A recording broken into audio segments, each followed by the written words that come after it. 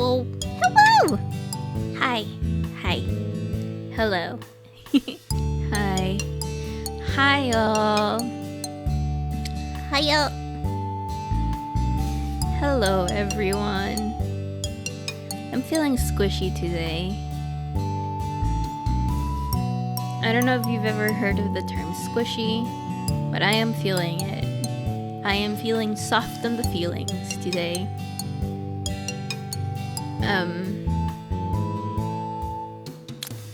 There's a Square Enix publisher sale going on. Let me see if I don't have anything here if I have things here that are not in my wish list.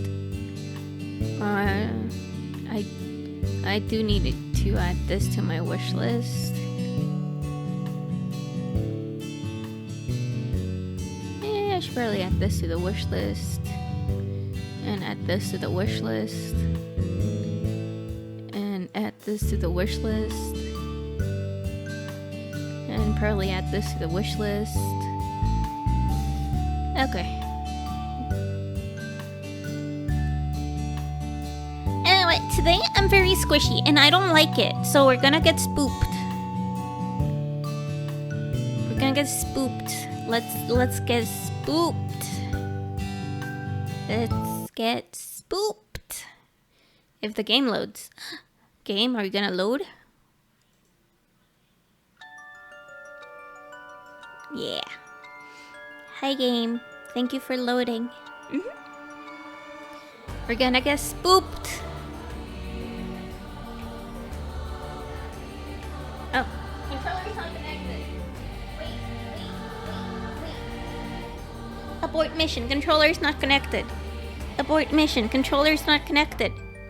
Abort. That was my computer.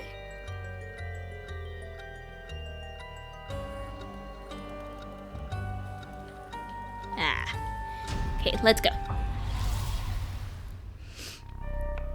We finished apparently everything from Shogo Okiya's story? I have a bad feeling. I don't think...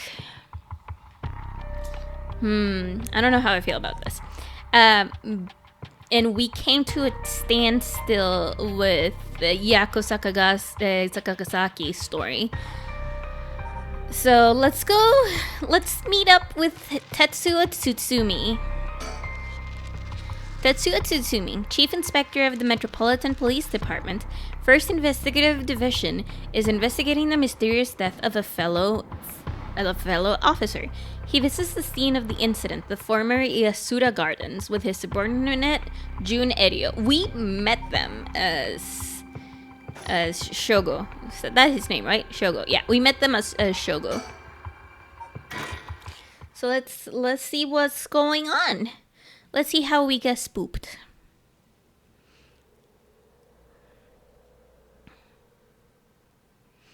Though technically we could go back in time and attack.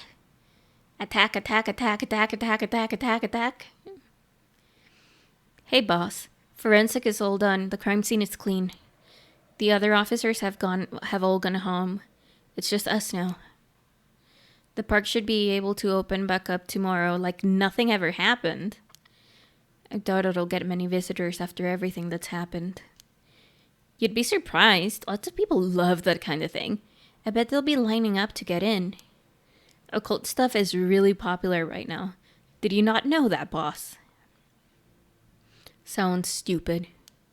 Well, it's not exactly rooted in science, but if ghosts really did exist, we could just ask them who the purpose.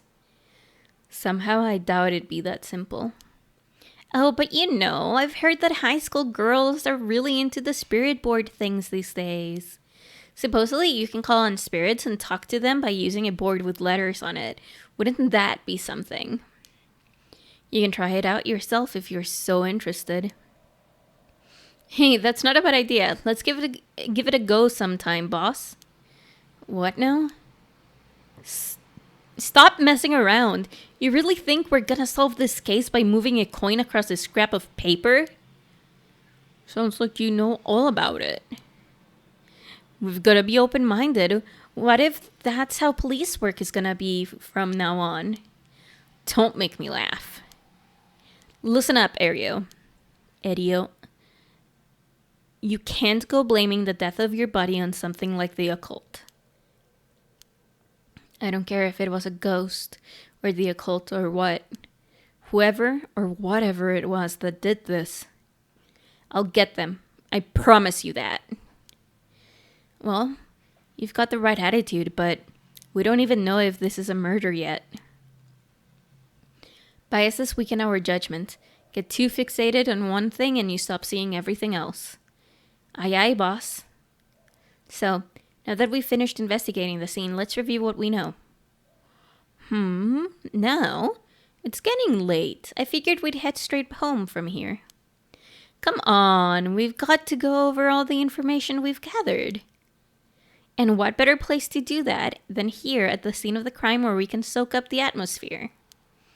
Soak up the atmosphere? What the hell is there to soak up? You must be really into this occult stuff if you get off on being in a place like this. Wait, you mean being somewhere like this doesn't get your blood pumping? No way. No, don't turn this around on me. I'm not the weird one here. Cripes. Ugh, fine. Let's get this over with. Aye aye, boss. I've got a bad feeling about this case, and my gut is rarely wrong. I knew this would be a treacherous case from the moment we were dragged into it. Is it the same? Yeah. Okay. So we are the dude. The former Yasuda Gardens here in Yokohama Ichome were originally built as part of the daimyo's state back in the Edo period. The park became a city property a number of years ago and underwent extensive renovations. There's not a soul around at this time of night. Quiet doesn't even begin to describe it. We are taking a look around at the pond. This pond, they say it used to flow into the Sumida River, but the river became so polluted that they cut it off. Interesting. And that's the surrounding again. Let's look at Erio. Jun Erio, a detective in the Tokyo Metropolitan Police Department, 1st Investigative Division. His rank is sergeant. This is his first time leading a case. It's like he's graduated from rookie to newbie. Aww. He looks put together on the outside, but acts like a kid most of the time. Honestly, the force could use more people like him. Oh, he likes him. He thinks he's good. But either way, I'm so glad you're back in the 1st Division, boss. I've always admired your work. You were like a god to me. You were the whole reason I became a detective in the first place. Yeah. About that. People have been saying that ever since you first entered the academy, but... Yes, that's because it's true. I couldn't believe you got transferred out of the first just as I was assigned to it. So getting to work a case like this now, just the two of us, is a dream come true. Happy as I am to hear that, well, how should I put it? Creepy, yep. Hi, Hector. Spoopy game, yes. What is it? If that's true, I'm not sure you've been showing me the appropriate amount of respect. Huh? But I do respect you. Don't tell me you're going senile, boss. That's exactly what I'm talking about. When you run your mouth like that. It's getting late. You must be sleepy. Don't worry, boss. I'll make sure we get out of here soon. Yeah, I get it.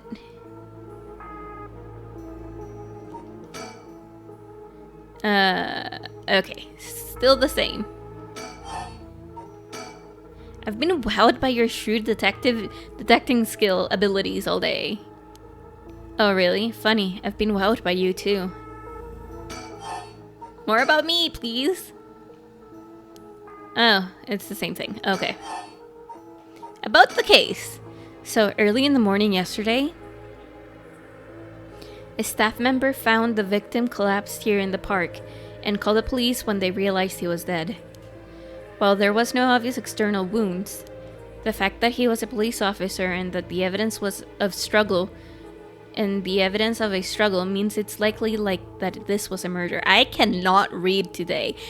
As I mentioned at the beginning of the stream, I'm feeling squishy, so I am sorry for my squishiness. But I'm squishy and it's fine. Sometimes it's good to be squishy. The Sumida office sent it over to us since it involved the death of an officer, and we were tasked with the investigation. What we need to do is figure out what happened and whether there was foul play involved. I think that about sums things up. About the case? But, boss? Yeah? Is this case really important to assign to someone from the investigation division? I mean, a friend of mine died, so it's important to me. But it's all up to the higher-ups. I'm sure they've got their reasons. Boss, you know something, don't you? It'll all become clear in time. Try not to worry about it too much. Thinking about it. The only thing we know for sure is the identity of the victim. That means there must have been something special about him, right? Maybe? Maybe he knew something he wasn't supposed to. Some kind of secret or something. Isn't that right? You're pretty sharp sometimes, you know that? If you picked up on that, you should be able to put the rest together yourself.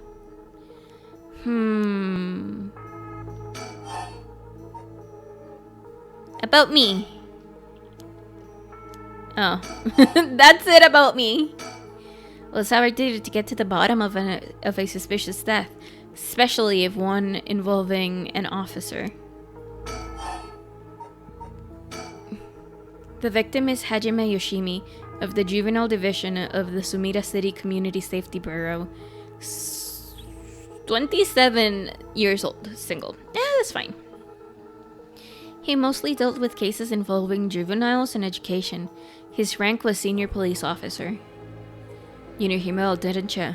What was he like? Yes, we were in the academy together.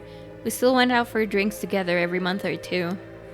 He could be a little rowdy, but he was like a big brother to us all.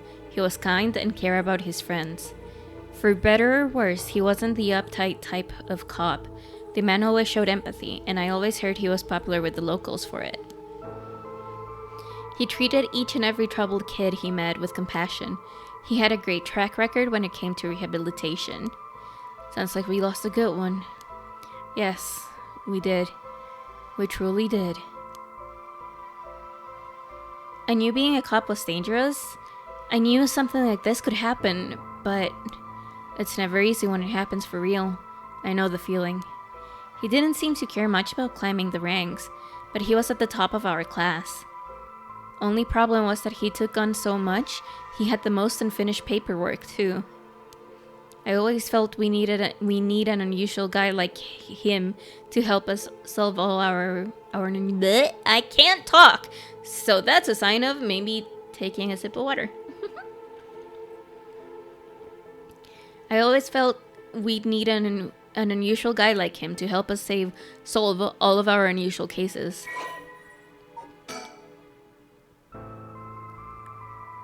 Hajime was a police officer with the Sumida City Community Safety Bureau and was primarily responsible for juvenile and education cases. He held the rank of head patrol officer and entered the force at the same time as Jun Erio, which is the guy that was talking. Hajime was found dead under the mysterious circumstances at the former Yasuda Gardens early in the morning yesterday. Once a rebellious gang member himself, Yoshimi turned his life around and used his own experience to connect with troubled youth as a police officer. While his appearance and demeanor suggested a man who was rough around the edges, he was passionate, loyal, and caring man at heart. Looked up to as a big brother by his peers. Yoshimi achieved stellar results in his work with juvenile cases, but his consistent sloppy paperwork and less than formal attitude essentially doomed his career and had him writing formal apologies on the regular. He left behind the fiancée whom he had been dating since high school. I love that it's here.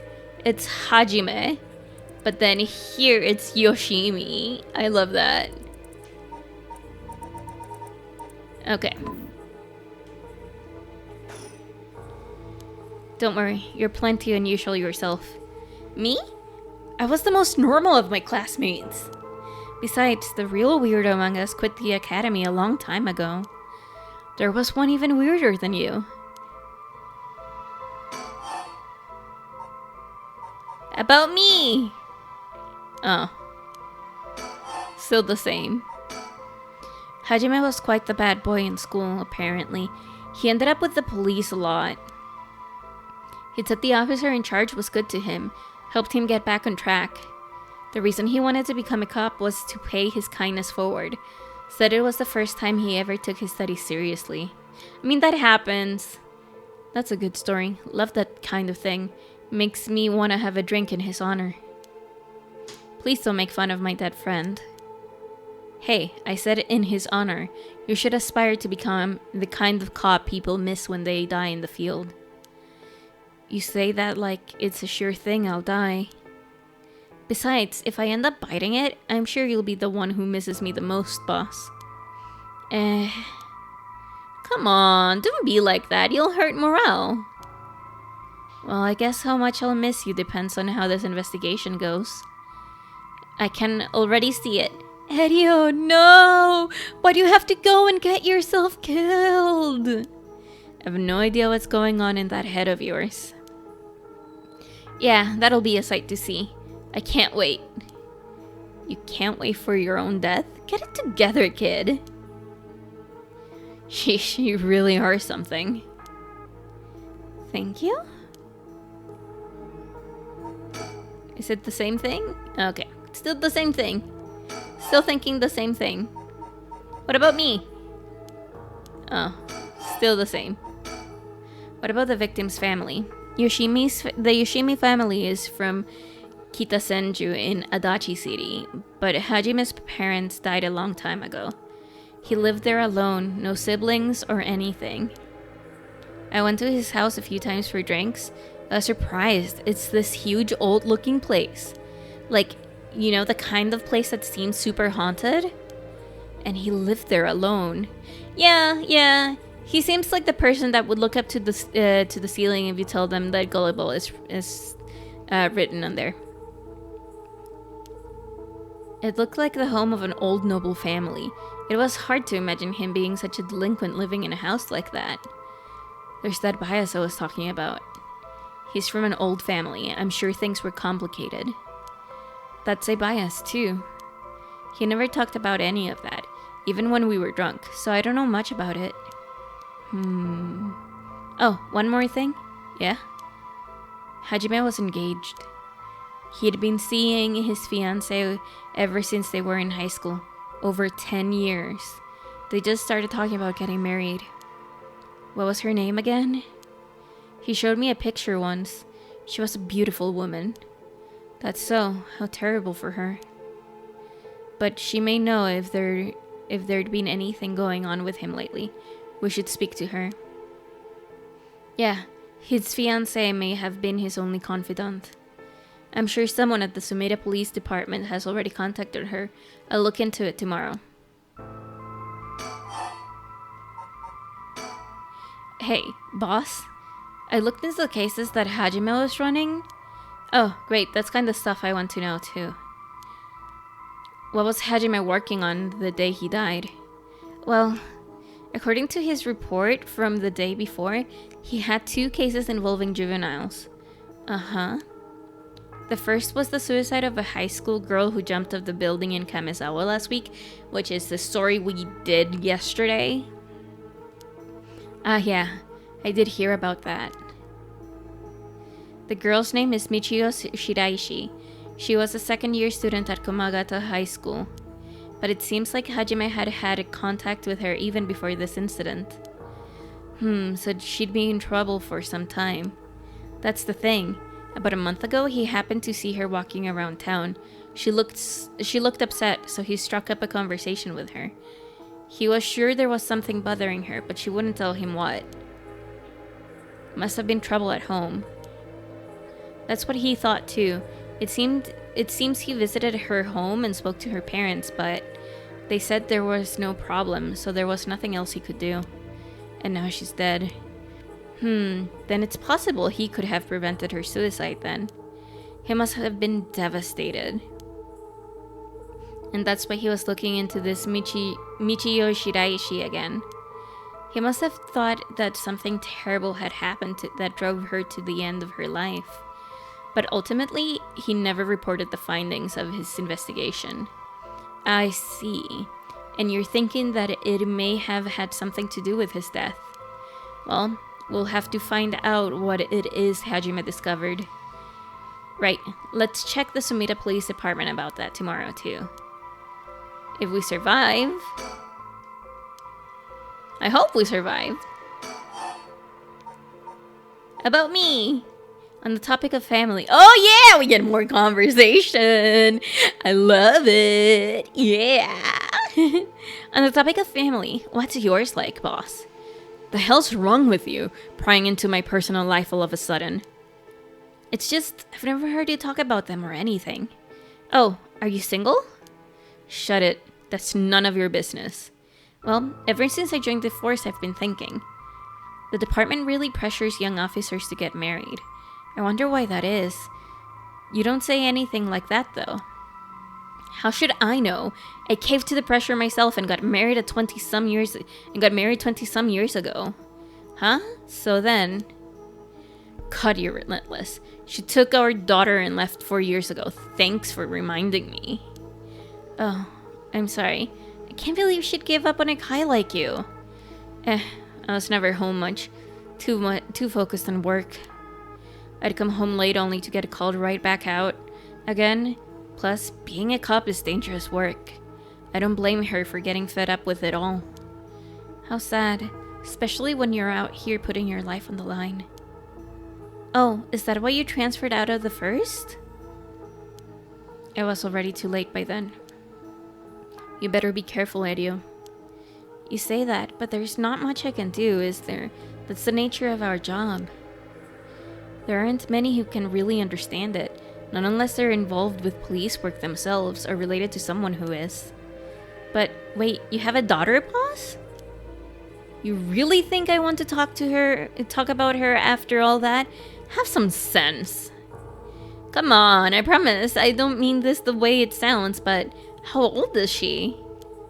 Jeez, you don't know how to quit, do you? At least try not to look so intrigued. She's... well, a bit rough around the edges. I think most men are intimidated by her. Last I heard, she's leaving by herself and going to college. Wow, a college student. Men love an educated lady. Stop that! What kind of cop are you, making baseless assumptions like that? She's leaving on her own, though. You must worry about her. Worry? I don't even know where she lives. Oh, so she hasn't told you. Probably because she know you'd follow her around everywhere. I would not. I don't think. Come on now. We both know that's not true. Listen here. You may look like a mean old man, but you sure have a soft side. Oh, he does. It's so sweet. He's gonna end up dead. The sweet police officer is gonna end up dead. Guys. He's gonna end up dead, isn't he? He's gonna end up dead. What? Is that supposed to be a compliment? I can't keep up with you. We're done talking about this. Okay. Still the same thought. More about... oh, that reminds me. If you got married 20 years ago, it must have been right around the Nejima murder. You know your history. Yeah, that happened a year or two after our wedding. You were the ones who arrested the killer, weren't you? We studied that case at the academy. I was only in elementary school at the time, but I still remember people talking about some dangerous criminal getting arrested. All that was just cracking the case, finding the guy. It was all just happenstance. I'd really rather not think about it. It was a disturbing case. Did it not make your skin crawl when you learned about it at the academy? It did. We were all terrified. Sounds about right. No one could believe that such a mild-mannered man could have committed such a terrible murder. If we had overlooked one little thing, we may never have caught him at all.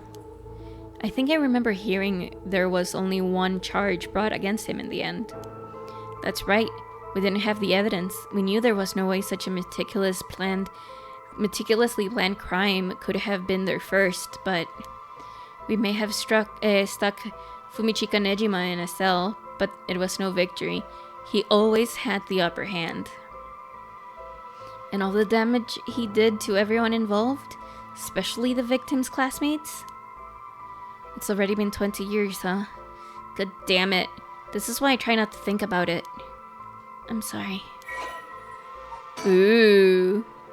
A notorious case from over 2 decades ago involving the murder of a female high school student. It first came to the attention of the authorities when part of the human left hand was discovered floating in the Sumida River. Testing revealed it belongs to a missing female high school student. As it appeared to have been severed deliberately, the police launched a murder investigation. A large-scale search of the river was organized, but the highly polluted state of the water made this impossible. Visibility was poor, the stench was intense, and the divers quickly fell ill.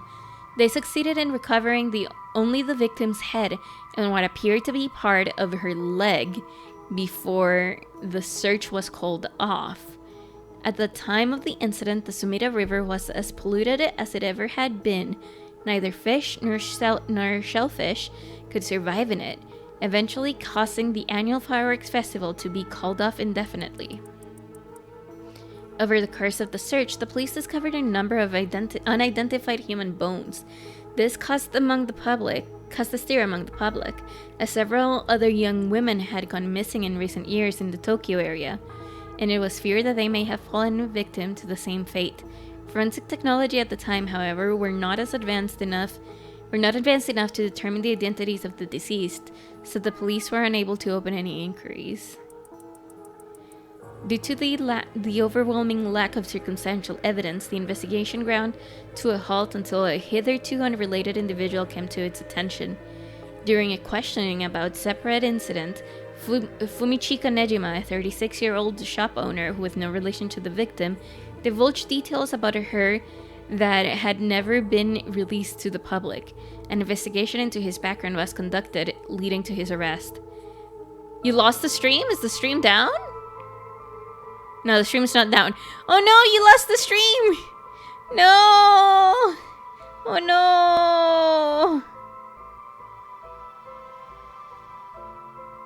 Oh, that looks good. My brother sent a video. Okay, you're back. It was your internet? Okay. Tell your internet to only cut out when you're at work, not after that. Talking about work, I'm squishy because of work. It sucks. It sucks.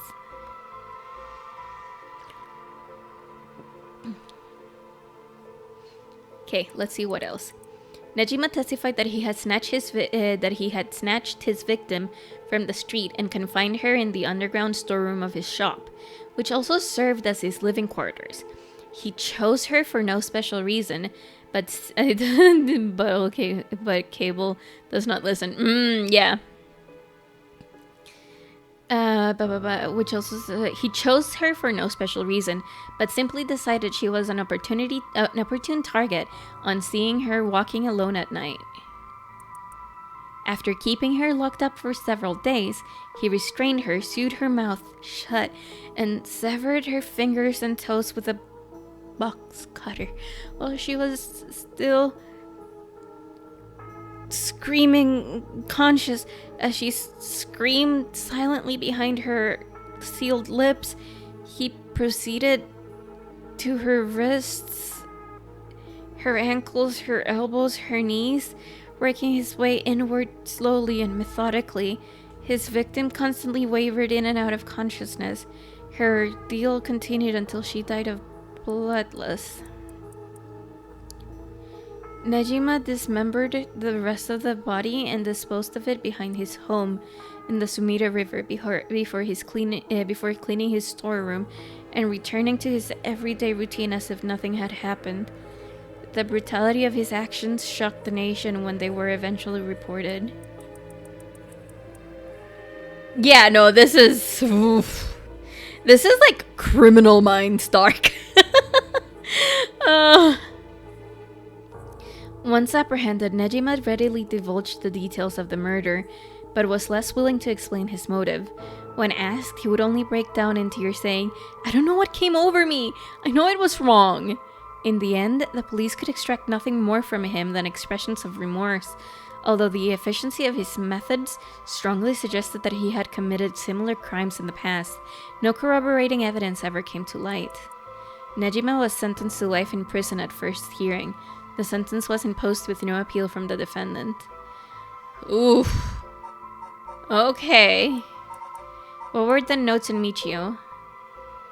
Oh, okay. Do we have to think more? No, we don't have to think more. Oh, okay, that's it about me. Let's go talking about the victim again. And what was the other case he was working? This one is also related to the Kamagata High student. A troublemaker named Hitomi Okuda. She seems to be the leader of a group of kids who get up to no good. Juvenile delinquency. Fun. She was pretty bad for a while. Multiple charges of destruction of property, assault and battery, you name it. Hajime had been working with her for about 6 months, and she was finally starting to open up. Then, he met with a girl the day he died. Well, every school's got its problems. But I'm sure he'd worried about how she'd get on without him.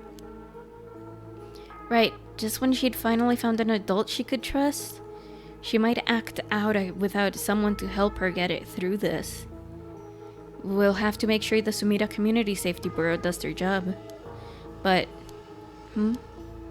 we can't rule out the possibility that meeting with this delinquent girl had something to do with his death. Then we'll have to interview her too. Yes, you're right. She may have been the last person to see him alive after all. Sumida to introduce us tomorrow. Though, who knows if they'll actually let us talk with her.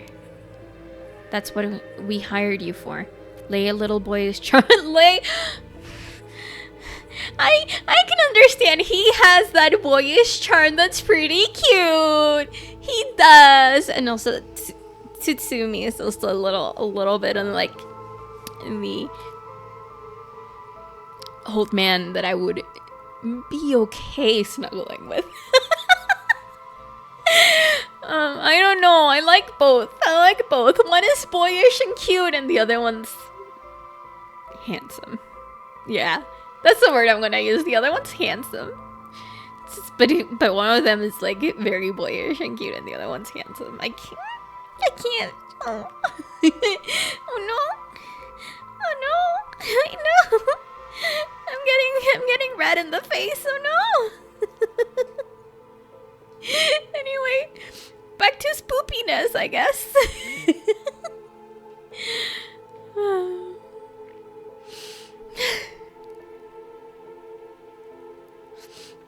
Susumi's probably very experienced. Oh no! Oh no! Oh no! Oh no! Oh no! I am red in the face. Oh no!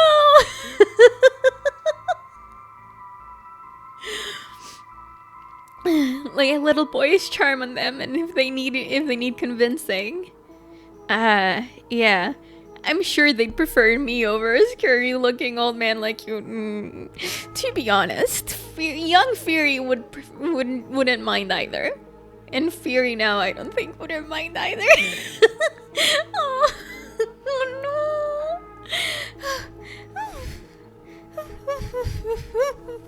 This is a spooky game. Why am I?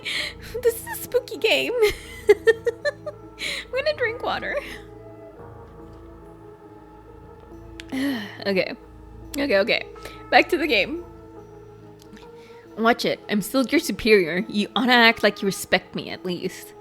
Oh, I thought I was. You were? Shit. Is that just how your generation speaks?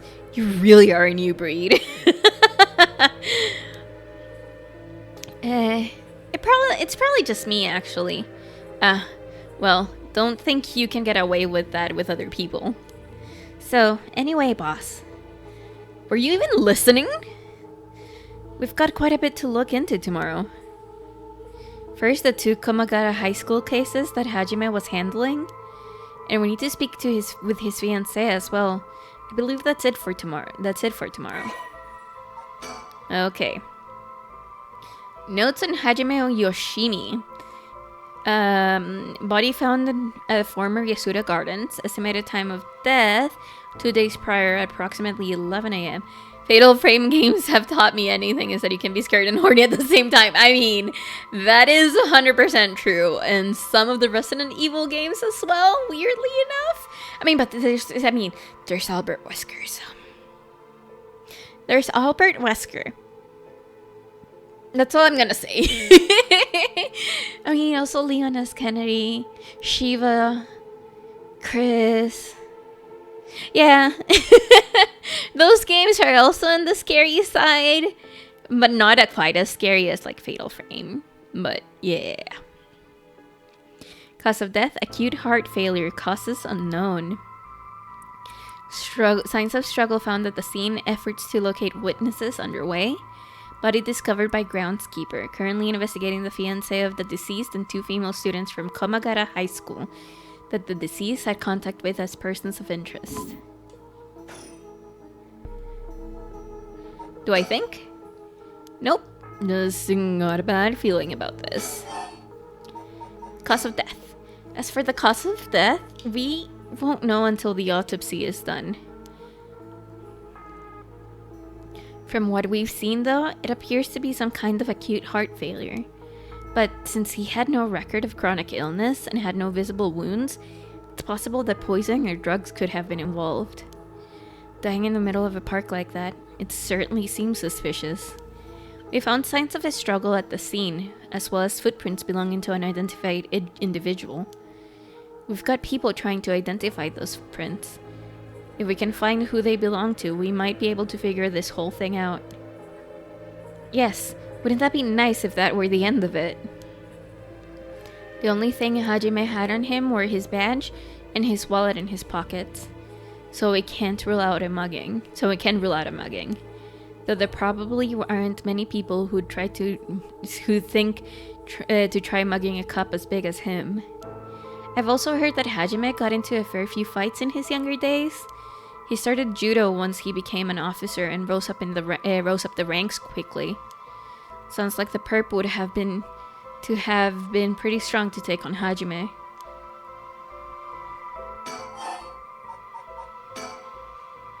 Time of death was around 11 p.m. 2 days ago, outside of the park's operating hours, of course. His body was found early in the morning yesterday, 11 p.m., the day before yesterday. What was Hajime doing out here at the time in the first place? That's the question, isn't it? The entrance of the park is closed after hours, but it's a small gate. That'd be fairly easy for him to get through if he really wanted to. That would, of course, be breaking and entering, but what do you think, boss? Someone called him here. Oh, the music. Yeah, the background noise, the background music. It's, oof. In every spooky game or movie, that's where it's at. It's hard to imagine a cop like Hajime would trespass for no reason. And since it seems like someone else was here with him, could they have called him here?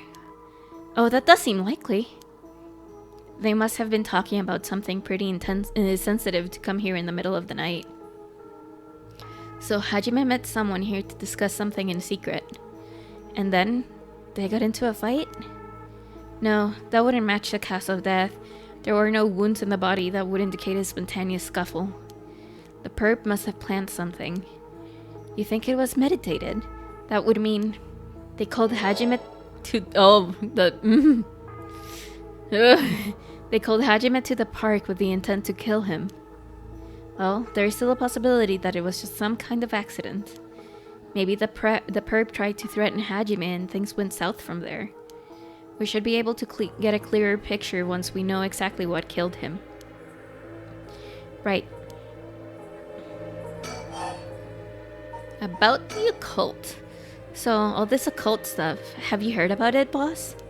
What are you talking about? This rite of resurrection thing that everyone's talking about. No, not you too. I've been hearing about that shit everywhere. Oh, you have? That's surprising. Who cares what people are talking about? It's got nothing to do with our job. But don't you think the occult stuff with this case feels, I don't know, realer somehow? The whole thing started right here in Honjo in Sumida City, so I thought that maybe. Cut it out. Nothing good can come of getting involved with the rite or whatever, or that records of fate.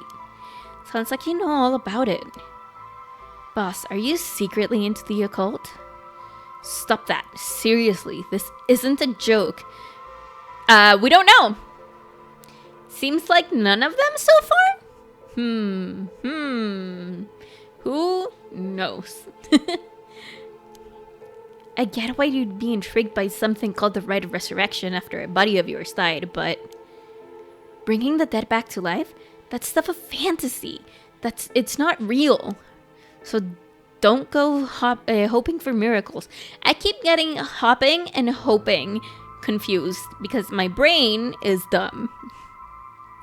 Got it?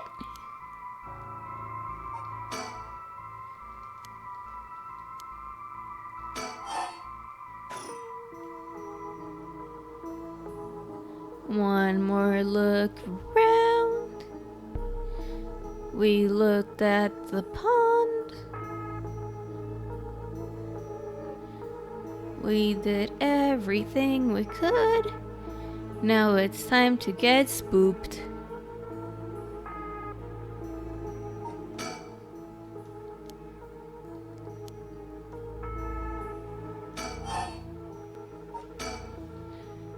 Well, it's our duty to get to the bottom of this suspicious death, especially one involving an officer. All I can hear is the rustling of leaves, that and my own voice. Okay. The pond, they say, used to flow, became so polluted that they cut it off.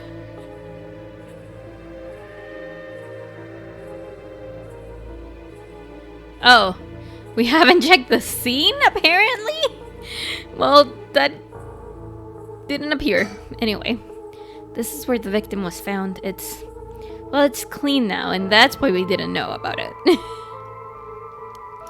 It almost feels like nothing happened here at all.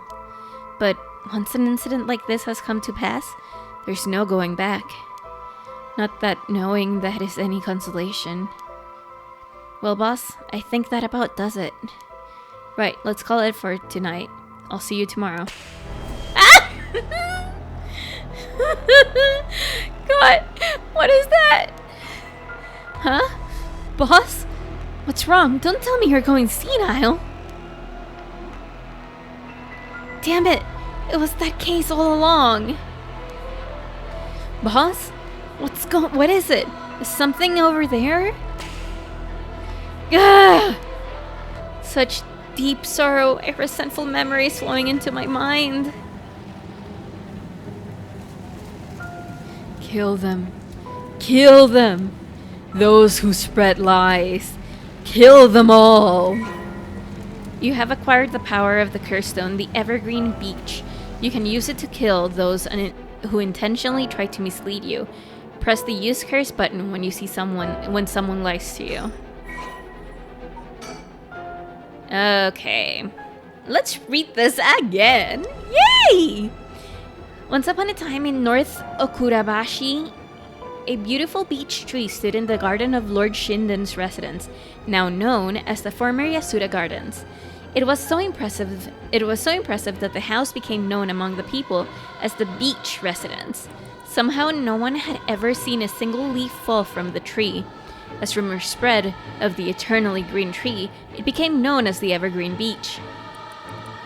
However, this particular species of tree was actually an evergreen, so the lack of fallen leaves was nothing out of the ordinary. This has led people to say that the strangest part of this legend is the fact that it even became a legend at all. Apparently we'll know. Our gut tells us if they're lying. Kills by hanging one who tries to mislead the curse bearer with false memories. Okay, kills by hanging. That is terrifying. He deceived us with his so-called rite of resurrection. Oh, the man who tricked the people with his false dark arts swing from a rope. They thought the man had escaped the previous night, but oddly enough, he was found hanging in the garden of the daimyo's mansion that morning. A local named Jinkichi, who was known for his kind temperament and skill in crafting Natsuke clasps. While his life wasn't always easy, he was optimistic, the type of smile through whatever life threw at him.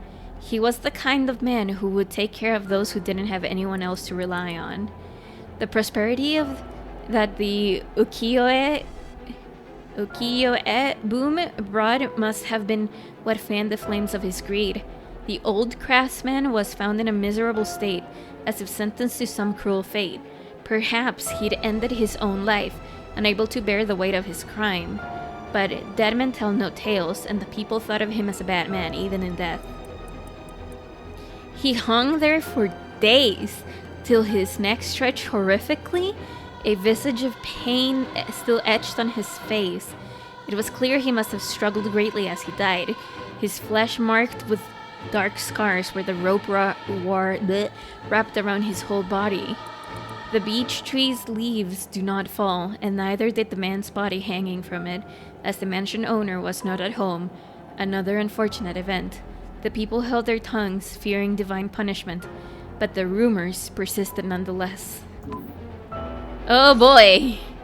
Ugh. Murderous impulse seeps into my soul like thick black tar!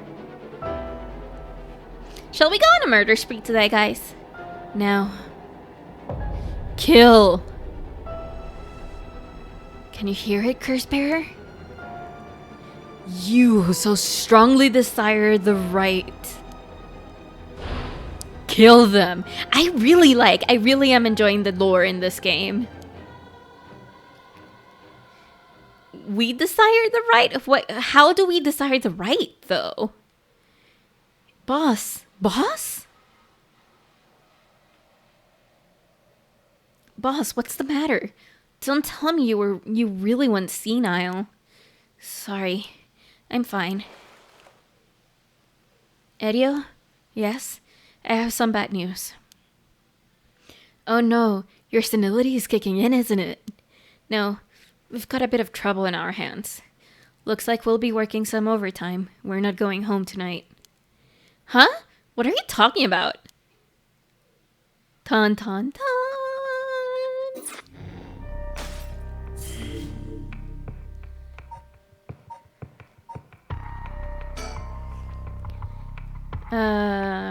Until the curse. Okay, yeah, we don't have to read that. That would be if we stopped there and left it for another day. But guess what? We're not.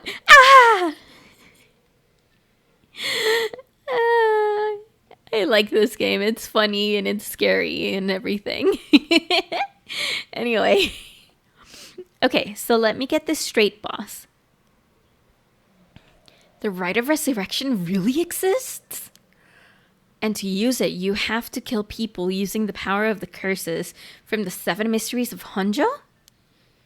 And the curse you have is from the story of the Evergreen Beach that's told in this area. Is that right? Yeah, pretty much. You're quick on the uptake.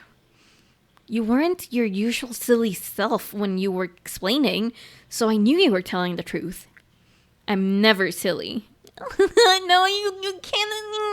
Everyone can be silly. Please be silly. Silly is good for the heart. The only thing I have trouble believing is that you're taking this occult stuff seriously now. I think it haunts a night. a nice balance between spoopy and lighthearted. Yeah, and like the lore is super good because it's like lore that like you can actually see how it became legends, like mysteries and everything. And then the spoopy actually it is happening type thing is just perfect. Sweetness. I mean, talk about paranormal. I thought you didn't believe in any of that. It's not that I don't believe in it. My familiarity with it is why I've tried not to get too close. Are you just being a sore loser, not used to admitting you were wrong? Oh, shut up and listen to me. No point in trying to hide things anymore. We won't get anywhere if you don't understand this, so listen up. Please, just listen. You don't have to keep saying it, I'm listening. We don't have time to waste. We'll talk as we walk. Hey, wait for me, boss! This music is great.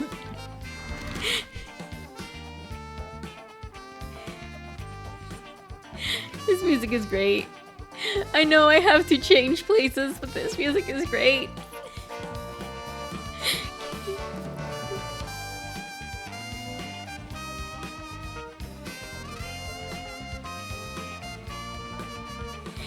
Let's listen to it a bit more.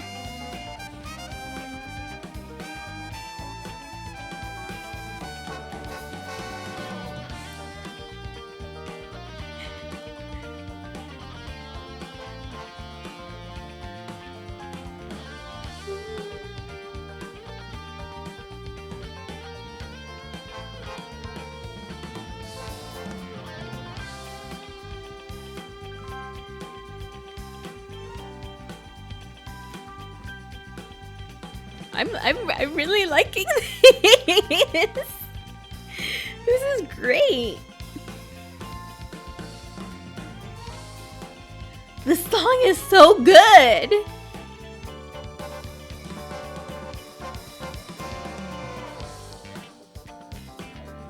Oh my god, this song is just so good. Oh my god, I can't believe it.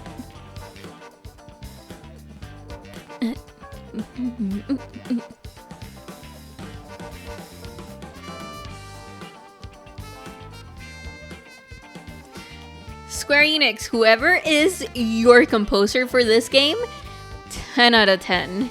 Actually, let's look it up. Let's look it up.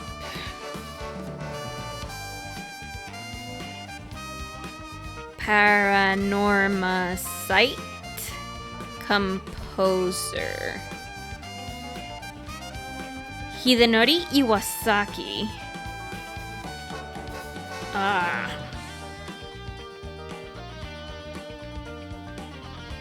It is so good though. I'm liking it so much. I cannot stop listening to it.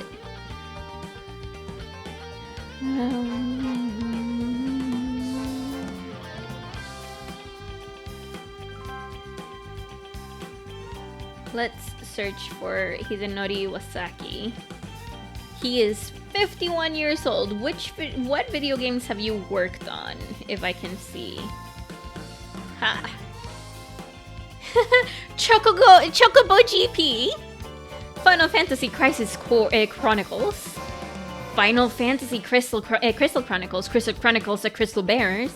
Front Mission 4. Front Mission 5. Scars of the War. Front Mission Online. Left Alive. Oh, he composed for Strangers of Paradise.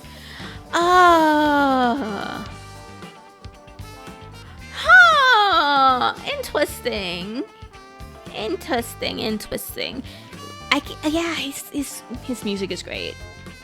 His music is great. I can't with his music. It's so good. Does he have his song? The song on Spotify?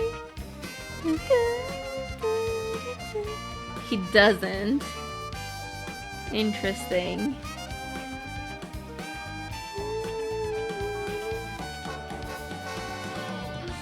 Oh my god, I just can't. This song is so good.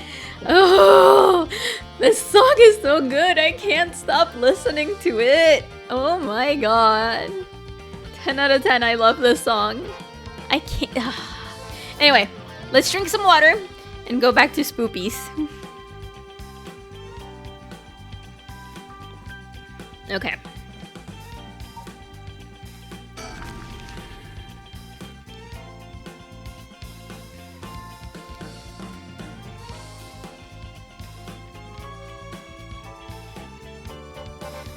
Sorry. I just want to double check one thing. You're telling the truth, right? This isn't a side effect of your senility? It's the truth, not like I can prove it, though. Let's think. Revealing the existence of the secret department is against the rules. Even— oh, there's a secret— there's a secret department, guys! Oh my god! There's a secret department! Ah! I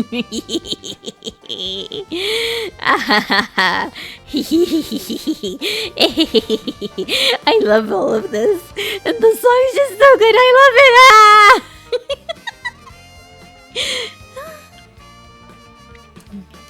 But this is an emergency. I need his help. I'll tell him. We are about to be secret ghost agents. Yes! Let's look at him. He's not stupid, but he sure can be slow sometimes. Though I think that positivity of his may come in handy at some point. Can we... oh, I can think, but I cannot look around, it seems.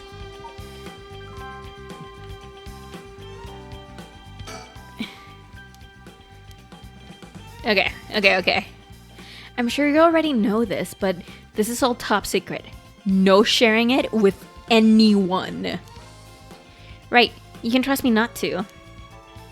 But no, I just can't believe it. I heard rumors that he used to be a member of the secret division attached to the security bureau. Oh, the music's gone. I can't believe we actually have a department called the Paranormal Affairs. Yeah, I'm sure it comes as a shock. Couldn't believe it myself. I thought the higher ups were messing with me. Really had me worried for a while there. No, this is incredible.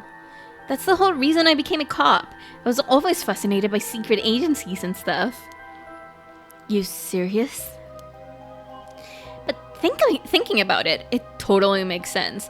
If curses and spirits really do exist, and of course we'd need a special department to protect citizens from them. You seem a bit too eager to believe all this. And hang on, I thought you joined up because of me? Come on, boss. Do you only have one favorite food? You can like more than one thing. Yeah, whatever.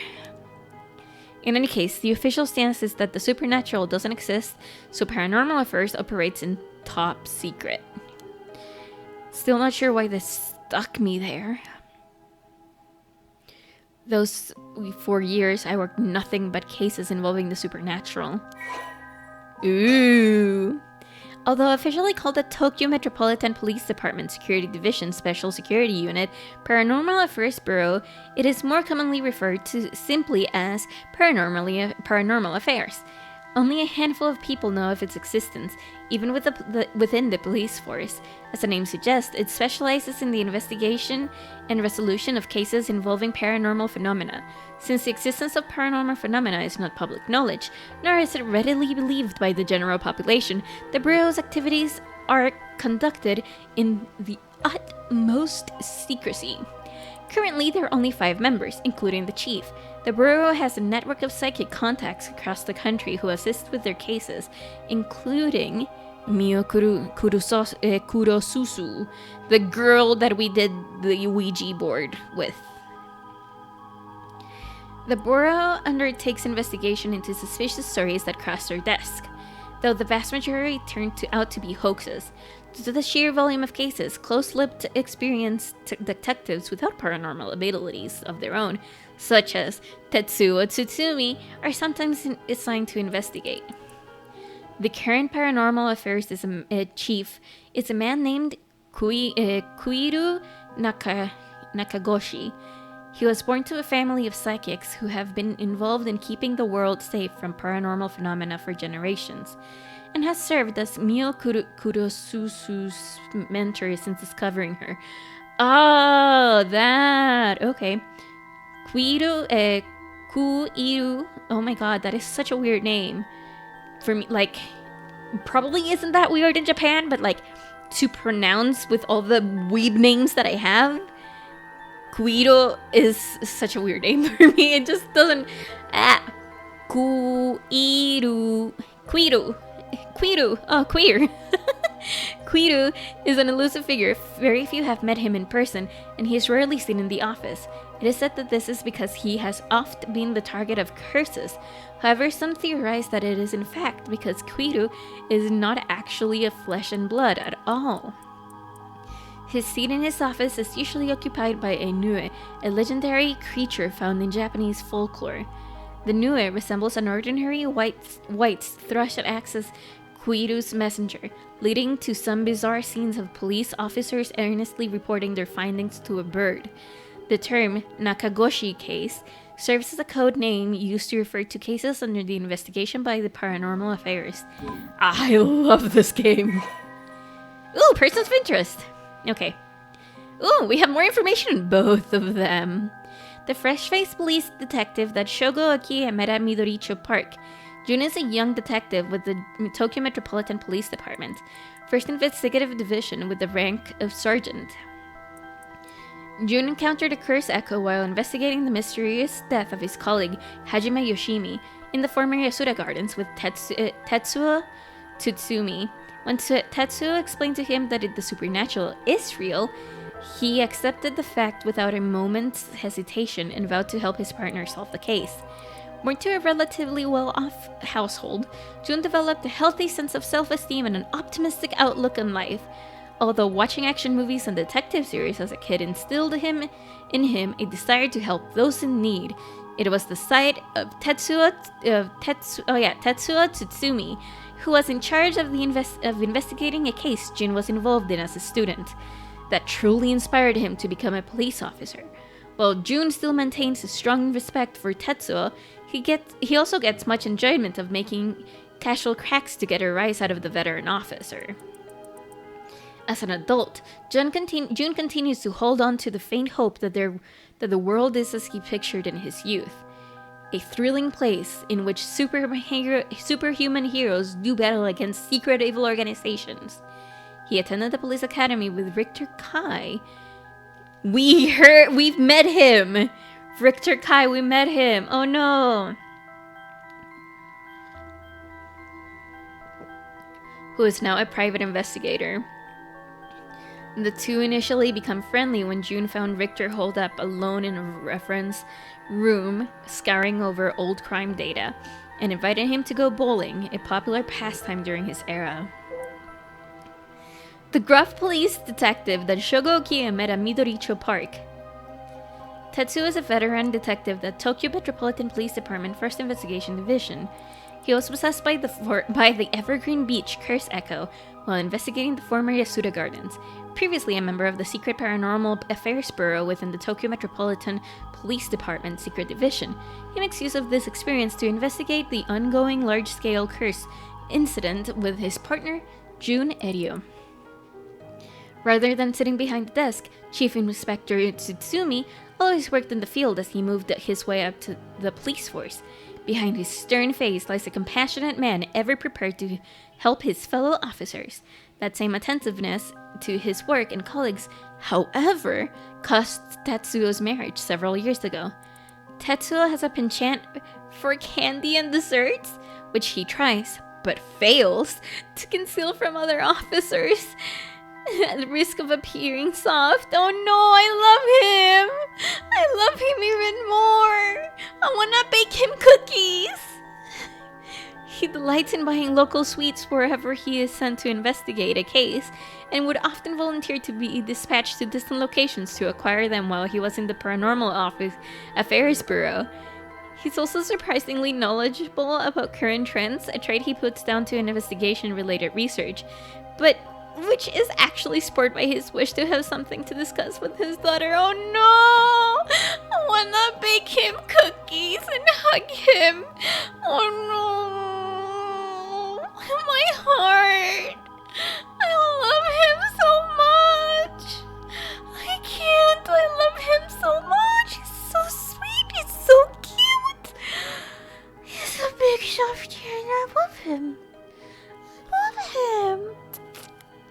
love him so much. I love him. I can't. He's so cute.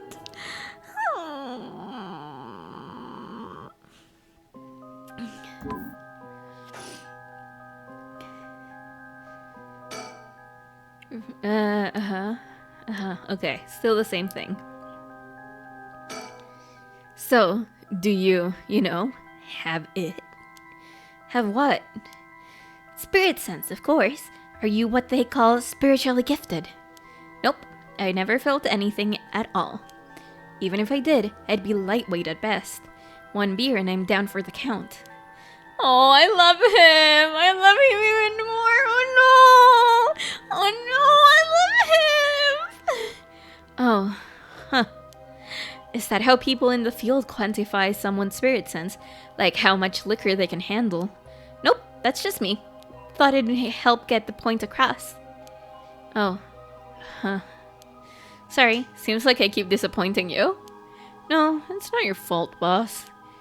At the risk of disappointing you yet again, I'll tell you one more thing. Spirit sense is usually something you're born with. It's tough to develop later on. What? So there's no hope for me? No, say it ain't so! Of course, you were interested. Well, you never know. You may have some hidden potential. I know there's a high schooler who's got so much spirit sense that she works on the front lines. I say work, but she wasn't paid, because it was supposedly part of her training. Yikes, that seems like it'd be a violation of Article 69 of the Library Standards Act. Heck yeah! First of all, I'm glad that they mentioned it, because fuck yes, underage working? No. Underage working that isn't paid? Even bigger no! And then Article 69. Nice.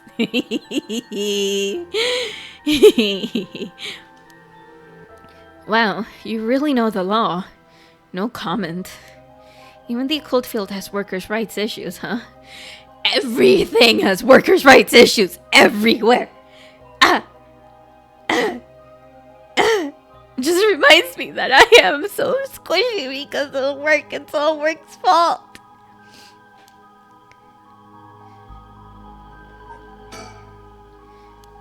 Okay, it's still the same. So, what do we do now? We've got this rite of resurrection and the curse echoes of the 7 mysteries of Honjo? The curse is being spread out around the city is, a bit of an emergency. Is that bad? I'll put it this way. It's like handing out guns all over town. Jeez, that's real bad. It is, so we need to find the source and put a stop to it before something terrible happens. Usually, that'd be the job of the Paranormal Affairs, but I talked to them on our way here. The main team is tied up till tomorrow night, so they told me to deal with it myself. Said it was fine since I have some experience. Huh? What? Then that overtime you mentioned means? Yep, you're gonna help me, partner. Alright, let's do this! I love him. I love both of them. One is such a squishy boy that I love so much, and the other is such an enthusiastic boy that I love so much. They're both energies that I love, and I just want to hug and yes, I love them so much. They just make me so happy. These 2 boys make me so happy. I don't want anything bad to happen to them. I must kill everyone so they survive. I must kill everyone so they survive. Anyway! You seem a bit too eager to dive into all this. You really have no reservations working a case you know nothing about? You said this was an emergency. I didn't think we had a choice. I'm just trying to be logical about this, boss. You really are something. It might actually be nice having you around. Why, thank you. I love him. I love him so much. I love both of them so much. I can't. So, what exactly do we do? If these curses are connected to the 7 mysteries, then the people who have the others should all be here in town. Right, there's 7 of them. That means there's 6 more out there. And we have to stop them all before they kill anyone with their curses. If we can, we should find and collect all the curse stones. But, boss, from what you said earlier, killing a curse bearer gets you closer to completing the rite of resurrection. Won't your life be in danger if they find out you're a curse bearer? Pretty much. We can let that happen. Should you even be out here right now? Hiding would only be a waste of time. The mystery of the one-sided reed is associated with the Ryogoku Bridge. I was hoping we'd be quick enough to run into one-sided reed's curse bearer. No such luck, it seems. Well, if nothing else, maybe a word will spread that cops are on the lookout and people will behave. That's putting a lot of trust in whoever these other people are. But it's possible the other curse bearers with the same idea will come here. Talk to anyone you see who seems suspicious. Ugh, that means someone who may have the power of a curse. Understood. In that case, why don't I ask that guy who's been watching us this whole time? What do you know? There is someone there. Good luck. I'm creeped out. Hey you, there. Sorry to bother you, but I've got some questions. I'm with the police. This dude. Thank you for your cooperation. We'll be asking you a few things, Mr. Yutaro Namigaki. That's your name, correct? Yes. I don't mind answering your questions. You're a detective. Did something happen? Alright, lots of things have been happening around here. Like people dying. So, what to make of this guy? Oh, I don't want to die, but also I want to die. I want to get all the achievements. I think all of the achievements are dying.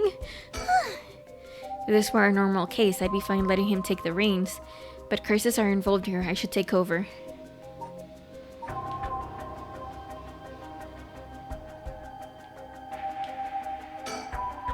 The man identifies himself as Yutaro Namigaki, a 21-year-old college student.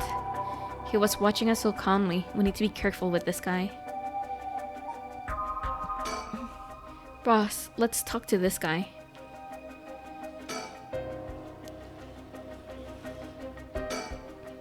So, what is it you were doing here? Ah, it must be the incident at the former Yasuda Gardens, the dead policeman. Can't imagine a detective would come all the way out here otherwise. Huh? Say, Mr. Detective, have you ever heard of the Evergreen Beach? Answer my question. How about you answer my question first? What were you doing here? I was answering your question. I came here to look at the Evergreen Beach from the 7 Mysteries of Honjo. Actually, I was wondering if either of you knew anything about it. Not here. If it's the Evergreen Beach you're after, you'd be better off looking around the former Yasuda Gardens than here. Oh, you know a lot about this. But that's what I thought. Detectives? You have the curse stone of the Evergreen Beach, don't you? You? How did you know? Erio, you idiot! Well, that was much easier than expected. Oh, crap. Sorry. It was simple inference. I figured you would have taken the curse if you were just in the gardens. If you know that, then you must be a curse bearer yourself. I have no intention of hiding anything. I plan to tell you from the start. Look. This is my curse stone. I believe it's called the foot washing mansion. That's right, but are you sure about this? I'm not so rash that I'd kill someone as soon as I found out they were a curse bearer, not without talking to them first. You're the same, aren't you, detective? You wouldn't use a curse on a normal person? Let's speak as equals, shall we? Ooh, what do I want to do? What do I want to do? Do I want to murder? Do I want to murder? I'm going to murder. Boss? Sure. We'd rather resolve this amicably, too.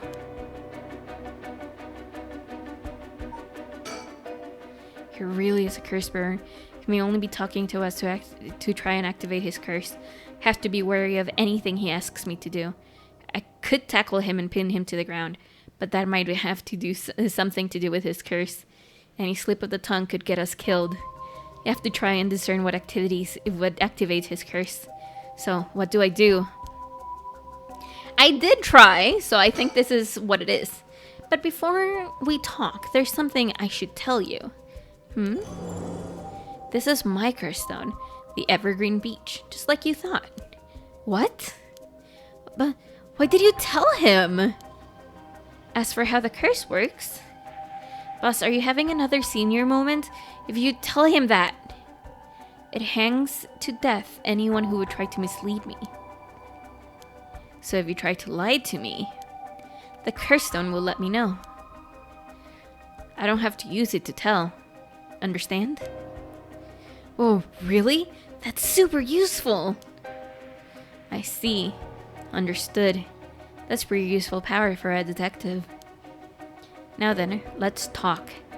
Damn, it seems I've lost the upper hand. So, oh my god, every time I try to kill him, the detective doesn't kill him! So far, so good. I could tackle him, but then maybe... Okay, so what do I do? I guess we continue talking. Can't help you. Please, all you'd have to do is tell me who the other curse bearers are. Sorry, but as a police officer, I can't just look the other way and let you go. Please, if you help me, I'll let you two go as well. Is that a threat? Maybe because he's not lying? Maybe, I don't know. No. It's your final warning. Let's just die. Ugh. No, yeah, let's just die. My curse, the foot washing mansion. Did you really think you could escape it just by being careful? It didn't matter to me which of you was a curse bearer. I'll be taking both of your soul drugs anyway. Wait, Namigaki! Foot washing mansion is a powerful curse and so simple to activate. It is ready whenever I need it. There is no escape from the voice of my feet. Edio, get out of here! Hurry! I'll find you later. What? Okay. Too late. Hear the voice of my curse echo. Ugh, the voice of a curse echo? This is... And then we died. I mean, that's fun. I like dying. I'm okay with dying. Food washing Tsutsumi. I believe you're... Yeah, if you're not. Try again. Very well. I like it. I like the option of actually dying. I don't know. Erection on. Yeah, whatever. And then the voice. No. Apply. There we go.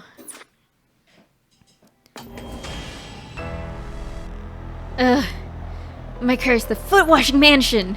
Did you really think you could escape it just by being careful? It didn't matter to me which of you was the curse bearer. I'll be taking both of your soul dregs anyway. Wait, Namigaki! Foot washing mansion is a powerful curse and so simple to activate. It's ready whenever I need it. There's no escape from the voice of my feet. Edio, get out of here! Hurry! I'll find you later. What? Okay. Too late. Hear the voice of my curse echo. The voice of his curse echo? What? Why isn't my curse echo working? Impossible. This has never happened. What's happening? I don't hear anything. Edio, no! Grab him! Right. So I think we can't kill? It seems that way. Ugh, damn it. Boss, here, his curse stone. Good work. Give it to me.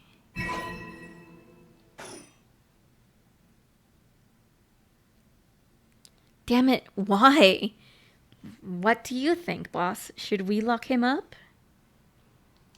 Haven't even touched you. You can't consider that assault of a police officer. Yeah. Let him go. All we need is the stone.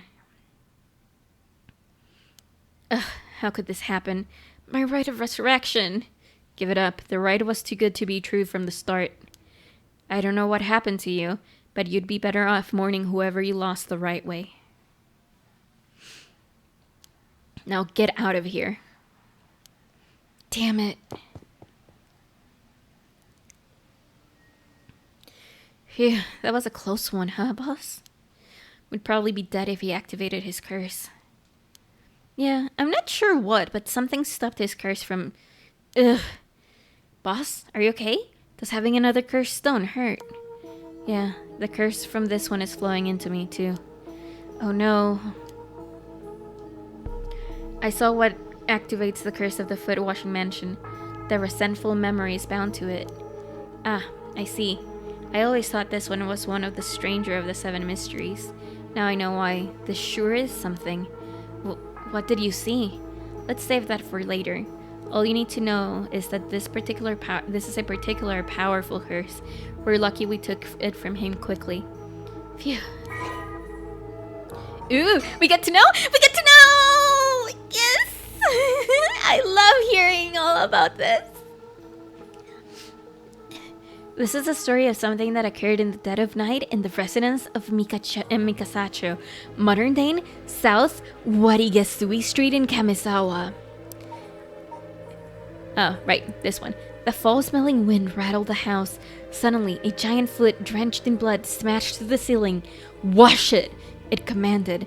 After the servants carefully washed the foot, it returned from whence it came, fixing the roof it had broken. A man who had been visited by the foot every night asked a friend to trade houses with him. That night, the foot stopped appearing. Kills by crushing one who hears the command, "Wash." She was an accomplished onmyoji. Alas, she did not use her talents for the good of the world or the people, but for her own selfish pursuit of beauty. After a fierce battle, the woman dragged herself through the streets. It was like something had gnawed away at her. Will I die? I already obtained what I needed. As long as I have this. Suddenly, the terrible realization dawned on her. Her legs wouldn't move. She fell to the ground. What was happening? Surprised, she looked down. Her foot, once so beautiful and delicate, had grown ulcerated and rotten. He got her. She was on the verge of death, covered in filth to boot, crawling to a nearby house. Her breath caught in her throat. The curious residents opened up, but recoiled from what they saw. My foot is so filthy. Someone, please, quickly. The woman expired while mumbling something unintelligible, and so ended the life of the woman consumed by evil. It kills by someone who hears the command, "Wash." That's interesting. Well, that makes one stone. Where do we go now? We'll visit all the places associated with the mysteries while it's still dark out. You mean we have to do that all over again? I hope they aren't as aggressive as him, but... we have to go back to turn on the voice so that this one can work, because I really want to kill people.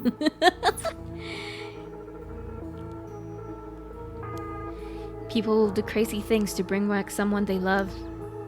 It seems that the hatred of the cursed stones are imbued with makes people more willing to kill.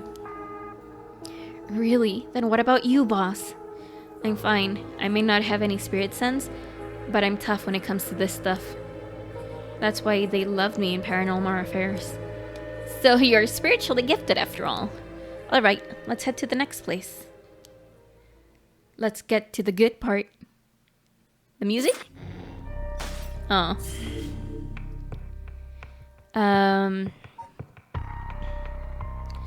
Actually, we haven't killed here. Let's see what happens if we kill. Start after leaving the classroom.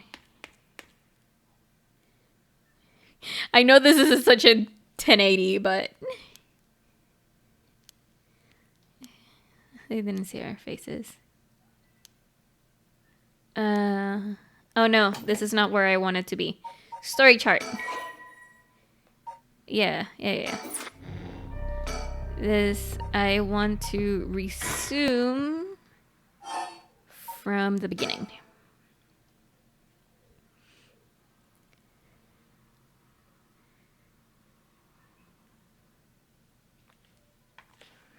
Okay, I know that we're gonna be scared, so that's fine. What's that just now? Could it be another curse echo? What's wrong? Shh. Someone's there in the classroom. What? Let it be creepy. Check it out stealthily.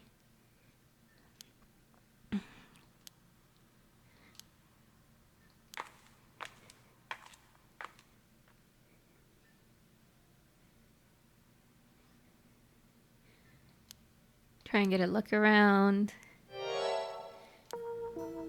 Okay, yeah, we have read all of this.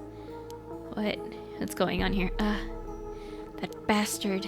He's at it again. Use curse. Hey. Die, Mr. Jonochi. What's the sound?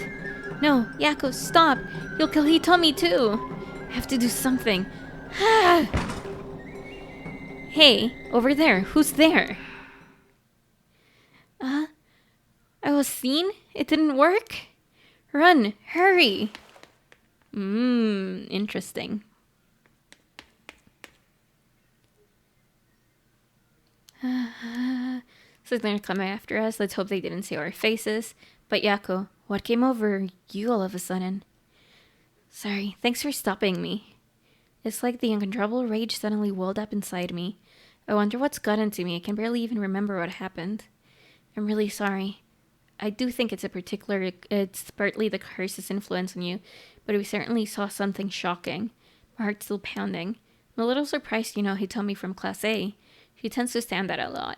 Gotcha. Well, certainly she does dress like a delinquent, though she barely shows up to class. Okay, yeah, we know about this. Yeah, When I give you a signal, run. Okay.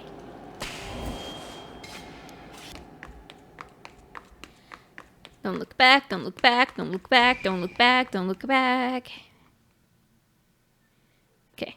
I just needed to know. I should have done this yesterday while we were doing this, but I just needed to know.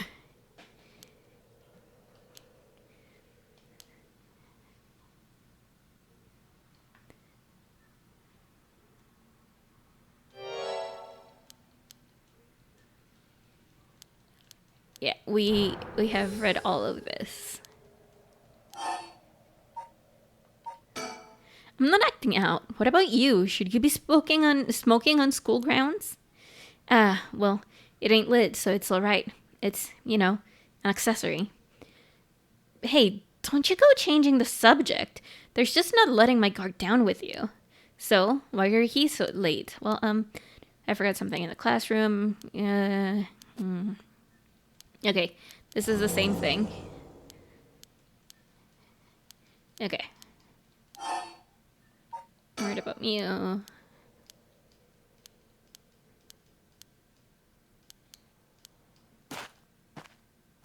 Okay, this is the same. I just wanted to make sure that the same things would still happen. Let's see.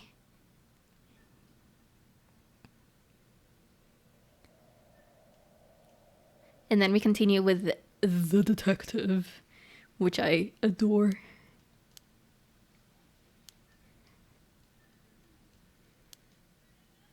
Should have just gone home. You should have just gone home.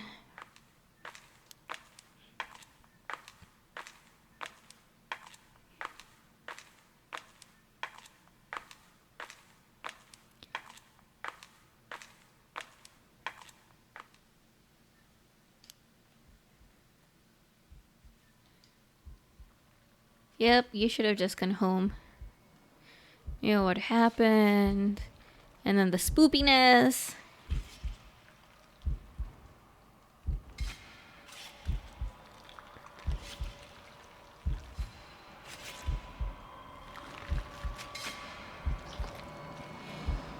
I gotta be honest, the sound effects and everything is just too creepy, too spoopy, too bleh. I do get spoopy-fied. I do get spoopy-fied with this game, even though everything else is like so good. I get spoopy-fied.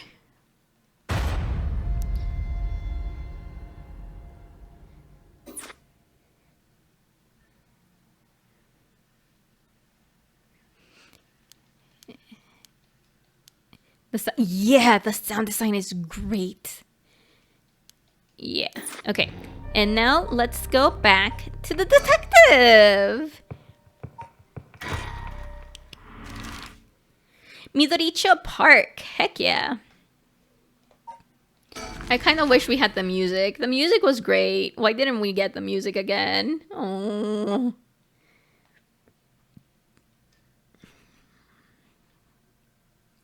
Who are we meeting here? Excuse me, sorry to bother you, but we have some questions for you. Who is it this time? I don't remember him. I guess I just killed him too quickly. Araishi. What? Are you with the police? I haven't done anything. Don't worry, this isn't an interrogation or anything. We just want to talk. You're Hideki Araishi, right? The historian? We know who you are, so this won't take long. But since we saw you here, we'd just like to ask you a couple of questions. Local history researcher Hideki Araishi. Hideki Araishi is a historian who works part-time as a curator at the local folk museum and as a teacher at Komagara High School. His recent publication in The Rite of Resurrection has caused a stir in occult circles. Hideki is the quintessential obsessive researcher. Despite being entirely unsuited for teaching, he had no choice but to take up a position at Komagara High School in order to make ends meet. So this is the teacher, okay. While having... Also, this says a lot about teachers everywhere in the world. Apparently people, like, teachers aren't paid properly, and, like, that's scary. Because, like, education is the most important thing ever, in my opinion. And, like, teachers not being paid properly is just such a pain in the butt to me. But then again, I also look at teachers of Spanish here in Costa Rica that teach Spanish to foreigners, specifically English-speaking foreigners. And... it's too expensive. It's too expensive. But at the same time, I understand why it's expensive. It's just they make more money than I make. You know? This upsets me. I am not paid properly at my work, which I might be fired from, but whatever. That's besides the point. Okay, let's see. While having a captive audience in his classes goes some way to satisfying his need for respect and recognition, his conceited nature makes him unpopular among the students. Lately, he is concerned that articles he contributed for purely monetary reasons have earned him a reputation as a researcher of the occult, but the surge of interest in the topic and the resulting volume of articles requests he's receiving are undeniably tempting. Well, you see, the prices of foreigners are overblown because the expectation is that they can pay. Yeah, no, I completely understand that. I actually talked about it in Dovi's Discord. What was it? Let me check. It's not that far ago. It was like the other day, so I can probably check into this quickly. I just need this to load properly. Okay.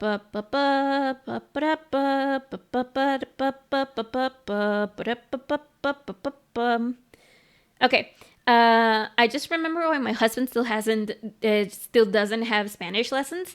It's $1,430 a month. And then he's like, wait, that's how much it costs for Spanish lessons? I'm sure you could find some cheaper lessons somewhere. And I'm like, well, I live in Costa Rica, so every person from an English-speaking country that comes here to learn languages, rich? And yeah, that's basically what it is. Like, I feel so bad because, I mean, first of all, the Spanish language is not really an easy language. But that is, I understand that it's also like planning and everything. Like, it makes sense, but also it's so annoying because it's so much money that I cannot pay because I am a Costa Rican, paid Costa Rican amount of money, you know, so I cannot pay for him, and he still isn't, I need to message the lawyer tomorrow, he still isn't able to even get a job. Not that he would want to get a job at any place here in Costa Rica because we're a service country, so it's also difficult. If you have 1,400 and some dollars, could you donate it to me so that I could get my husband some education? Please. Please. I don't have a pouty face, do I? No, that's an angry face. Please. Anyway, let's drink some water and let's go back to this. Okay.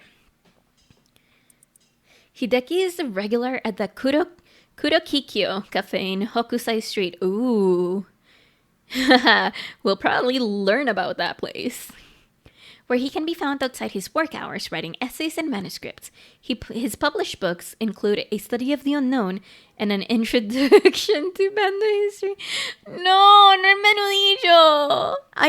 Menudillo, I only have 4,000 colones, which is like less than $8. And I need them to pay the parking lot whenever we go and get his teeth checked. Everything is money. Anyway, let's finish this one. He didn't hide the fact the young man encountered at the Ryogoku Bridge. He didn't hide the fact that he was a curse bearer. His curse stone was later recovered by Tetsuo Tsutsumi. I think we have already read all this. Yutaro is an elite student at a prestigious university. He lives off generous allowance he receives from his parents, who are both prominent local figures. Although Yutaro has lived a charmed material life, emotional neglect at home has caused him to develop a spoiled, egotistical streak. The only kindness he knew growing up was from his family's maid, and he still fondly thinks of plain rice with butter they used to enjoy together. Ooh. Okay. Oh, well, let's get it over with. I'm a busy man. Let's think first.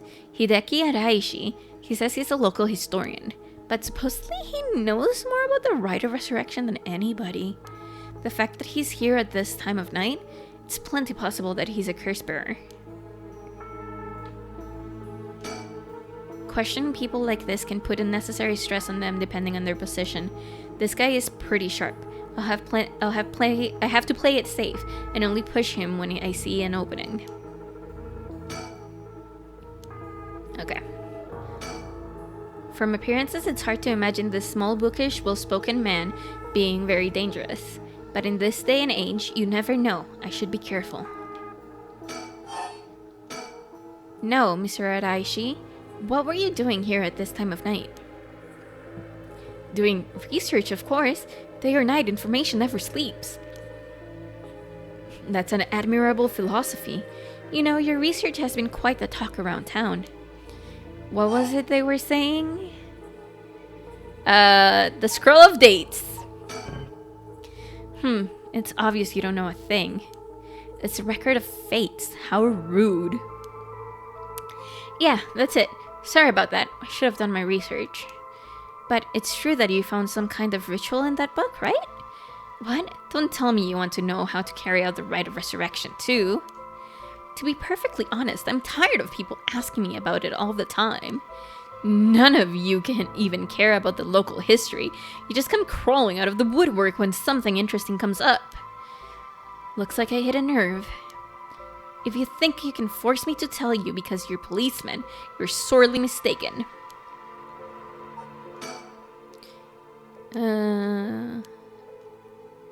Okay, still nothing new.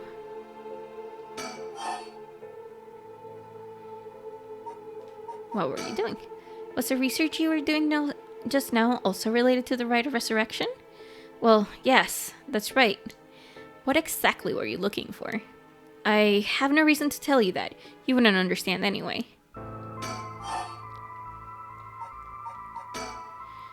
The same. Okay. About his research. Are you doing all this research so you can use the rite of resurrection yourself? You're a policeman. Do you really think people can be brought back to life? Everyone I met, pitiful. Huh? So you don't believe in the rite? Whether it's real or not has nothing to do with my research.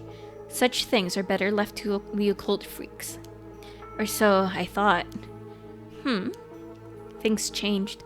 It has become necessary for me to pursue the rite. So now, I pray that it is real. What changed? I'm sure you can imagine. The funds for my research? I received a large amount of funding for seeking the rite of resurrection. And if I find it, I'll receive a sum so great that I'll never have to worry about money again. Oh, then that means someone is sponsoring your research. Is that right? So, what if they are? You have no idea how hard we work to secure funding for our research. I have no interest in teaching those children. Listen to me, I'll tell you one thing. Those experts you see writing provocative books or spouting nonsense on TV to try to get popular, all of them are just trying to get money they need to do their research. With how popular the occult is, saying something even remotely spooky can lead to big money. What? But I bought your book! The pursuit of the unknown begins first and foremost with belief. I was so inspired by that bit. I do appreciate your patronage. Unfortunately, the occult is not my true interest. The fate of the unknown is to be destroyed by thorough research and deep consideration. No way, I can't believe it. You're surprisingly innocent. Then, what kind of research do you want to be doing? I'm sure it wouldn't interest you, but to put it simply, the focus of my research is how historical accounts transform into folklore over the years as they are passed down from generation to generation. I actually wanted to do some research about that as well. Well, similar thing, more about like the position of women through history and how they actually manage to make events happen. But I was also in high school and didn't have the brain power to read Simone de Beauvoir. I think I still have the books that I got about that, so maybe one day I'll read it. Because I'm a nerd about feminism and all that. Anyway. What does that mean? Due to human bias, the account of any event is inevitably changed by the person communicating it. This is not necessarily done with ill intentions. It happens when someone tries to fill in the gaps in a story that lacks detail, or when someone's left out or abridged because of the story's length, or when a story twists and shifts as it's spread through oral tradition. It's a very interesting topic, but 17, 18-year-old me could not have handled the heck out of it. It was too much, and I wasn't going into psychology. Even when two stories are told about the same event, differences in culture or environment affect how it's told, changing its content. Silly little things can turn into terribly mysterious legends. My research is the study of how history, culture, and legend all influence each other. Huh, I see. Take the 7 mysteries of Honjo, for example. Why are some of the mysteries seemingly about nothing particularly interesting? You'd think stories wouldn't last a decade, let alone hundreds of years, so why? Perhaps putting it that way piques your interest? I admit, I am curious. So that's why you've been researching all this time. Makes sense. As I said, it doesn't matter to me whether the rite exists or not. If people in the Edo period believed that what was written in the Record of Fates was real, that's all I'm interested in. Let's think. Still the same thing. What were you doing? Okay. Let's talk more about his research. But I have to be realistic. The research I like to do is unfortunately not very lucrative.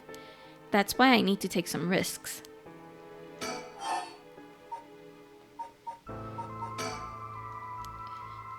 Okay, still that. This record of fates, where did you get your hands on it?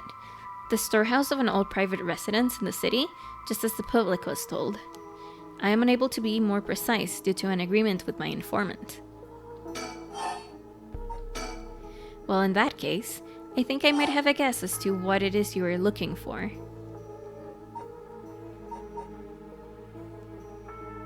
Soul dregs. What? Damn it, if you know about that then... Calm down, no need to get so defensive. We both want information, right? Why don't we have a nice friendly chat? You may say that, but I don't trust you. Perhaps you've already learned about curses. Perhaps you want to take my power away from me. No, that's not true. I almost revealed my hand.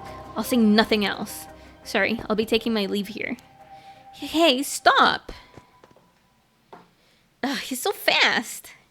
Sorry, boss, he got away. And that's the end of this? Incomplete. Oh, heck yeah.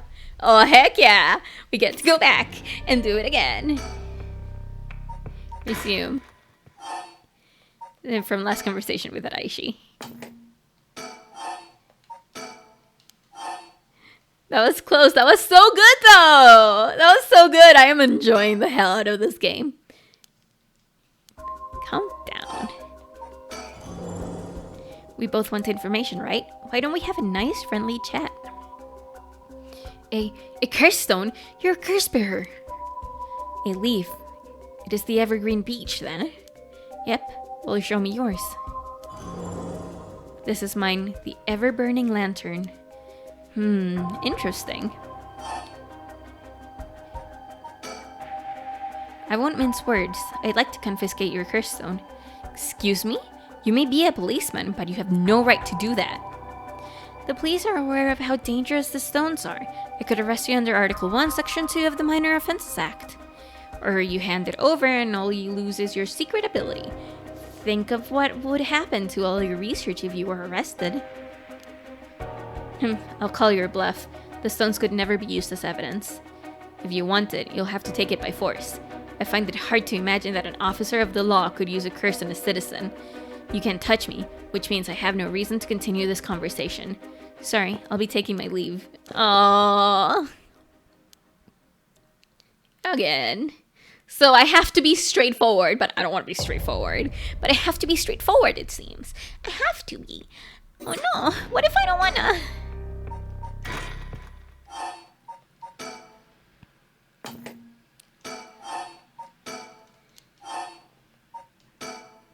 Huh, I'm surprised you know that. There is indeed a theory that the 7 mysteries of Honjo began because of the rite of resurrection. Well, my theory. Unraveling the 7 mysteries may reveal to the secret of the rite. I think quite a few people are looking into the mysteries for that reason.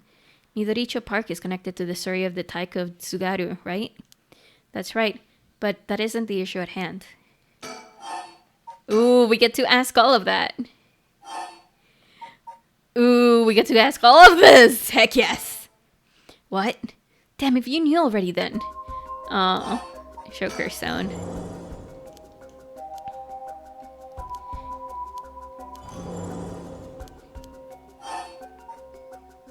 Reveal the curse detail. I'll tell you this for free. The evergreen beech comes from a man who was hanged for spreading false rumors. But the accusations against him were unfounded, and he died cursing those who deceived him. Ah, so that is the resentful memory held within the evergreen beech. The memories of the 7 mysteries are truly fascinating. If only I could collect them all. Do whatever you want, but you should know something. This stone of mine lets me curse anyone who tries to mislead me. What? But... So don't try and lie to me. You'll know. I'll know. You would curse a citizen? And you call yourself an officer of the law? That all depends on you. I don't want to use it if I don't have to. What is it you want? The curse stones are dangerous. I'd like to confiscate yours. Excuse me? But my right... First, let me ask you one thing. You haven't used that curse, have you? No, of course I haven't, I swear. I see. Good. Now, why don't you hand over that stone? Unless you'd rather try using it on me instead. Damn you, I won't give it to you! If I were to say that, what would happen? Would it be a crime? The police are aware of how dangerous the stones are. I could arrest you under Article 1, Section 2 of the Minor Offences Act. Or you hand it over and all you lose is your secret ability. Think of what would happen to all your research if you were arrested. Fine. You can have the stone. Here. Oh, I want to kill someone. I want to kill someone. Maybe we'll play the Shogo chapter after everything and see what happens if we don't kill anyone. But I want to kill someone. I want to kill someone. This is so weird. I want to kill someone. Oh my god. Okay. A bone-chilling winter's night, one may happen upon a soba cart along the canal known as South Warigasui. But there is something strange about this cart. No matter when one might visit, its owner is nowhere to be found. Yet the lantern that hangs from it stays perpetually lit, burning brightly, even with no oil to fuel it. For you don't turn to the dark side. Whenever I'll get to play a Star Wars game, I might. I might. Maybe. I'll be so happy though. I'll be able to kill everyone. Anyway. Should one attempt to put out the flame, it'll immediately roars back to life. However, there is also the tale of the never-burning lantern, another telling of this story in which the soba cart's lantern always remains dark, refusing to be lit. Kills by disembowelment, and one who finds themselves trapped in the darkness of the cursed echo. Oh, so this is who was killing us. Oh, okay. Okay. When Honjo was filled... Oh my god, my leg is itchy. Okay. When Honjo was filled with samurai residences, the spies of the shogunate lived amongst the townspeople to keep an eye on things. The soba cart in South Warigasui served as one of their outposts. They would communicate to each other in code by turning the lantern on or off. Tonight at 4 a.m. meant that someone would be having the last soba of their life, and their belly would be sliced open the next night. An unfortunate incident occurred in which a man attacked a woman in a bout of fury. He regretted it deeply, even declining to invoke the right to defend his owner. But the deed was done. Still, he could not accept it. His rage at having been used by the daimyo boiled over, turning into a grudge he would never forget. Nearby, he saw a lantern quietly glowing in the night. When the sixth bell rang, the man cut his own stomach open. Since the lantern could be seen alight before the soba cart had opened, and flickered out suddenly even when there was no wind blowing. As this unsettling phenomena continued, the rumors surrounding it grew, and soon all were convinced that it was the man who cut open his stomach visiting from the beyond. Ooh, I like this game. Good choice. I look forward to seeing how your research pans out. Oh, right. Would you tell us everything you know about what's going on? If you help us out, I'll give you all the information we've got after we solve the case. What do you say? In that case, will you tell me about all the resentful memories of the 7 mysteries? I believe they are the key to the secret hidden in this record of fates. Sure, why not? I'll learn about them as I collect the cursed stones. Oh, history! But thanks to you, we learned a lot from him. I wonder, the mysteries and the writer are all public information. He kept everything he knows about the other curse bearers, and the source of the curse were here hidden. I was hoping he'd at least give us some clue about how to beat these curses. Oh, I see. Then we should be more aggressive next time. Really make them spit it out. And by we, I mean you. I'm guessing he wants to save this curse. He wouldn't have told us anything no matter what we asked. But now we know where he hangs out. can always send someone for him if need be. Right, got it. I was surprised to hear that there are actually 9 of the 7 mysteries, though. Yeah, that 2 extra curse bearers we have to find. We've confiscated 2, so there are 6 more. They could be anywhere in this town. We have to find them fast, or they might start using the curses. No, I think we're already too late. Huh? I didn't tell you this, but there were some soul dregs in the Namigaki's curse stone. Really? Then he already killed someone with it? It's not much, so it probably wasn't a curse bearer. Shit. Well, now we know who did it. We can make the arrangements to take him into custody. We'll have the paranormal affairs pick him up tomorrow. For now, we continue our search. Right, on to the next place. We just have to cross them off the list one by one. Oh, but boss? Good to know we can use the Minor Offense Act to arrest people with curse stones. But why didn't we do that with Namigaki? If we could do that, there'd be no reason for paranormal affairs. What grounds would a normal detective have to put him under arrest? Oh, right. I suppose that's true.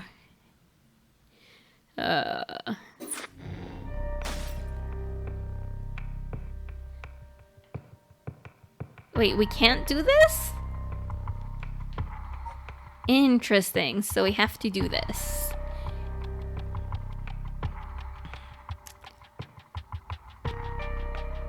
Okay, I think... since we have to do the following story to continue with all the other stories, it seems, I think that we will end here for today and start Haruhi Shigima's story next week on Wednesday at 7 p.m. Mountain Time. Heck yeah. This game is getting better and better, and I absolutely fucking adore it. Let's see who is streaming. And if they're streaming a spoopy game, it's even better. Let's see.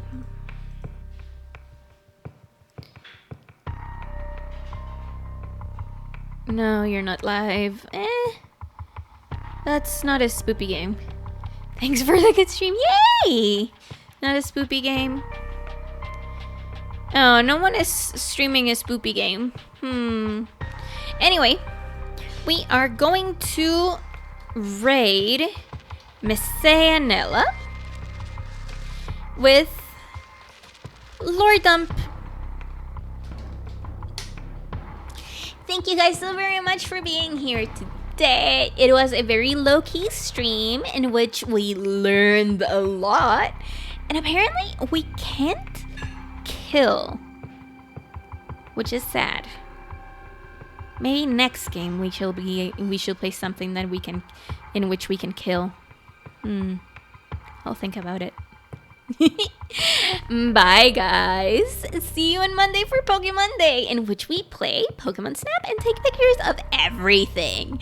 Everything. Bye everyone. Bye bye.